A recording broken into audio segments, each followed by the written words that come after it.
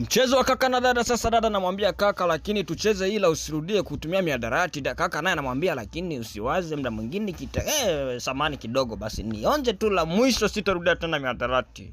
Matokeo sasa hapo inaanza mama. Subscribe kama hujasubscribe.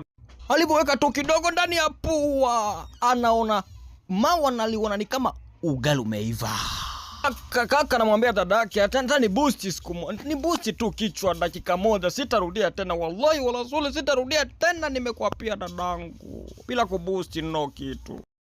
Kaka yake anaanza kutafuna mawe akizani ni ugali juu ya miadarati. Sasa msichana dadake anamkataza, na sio kwa ubaya, ni anampenda.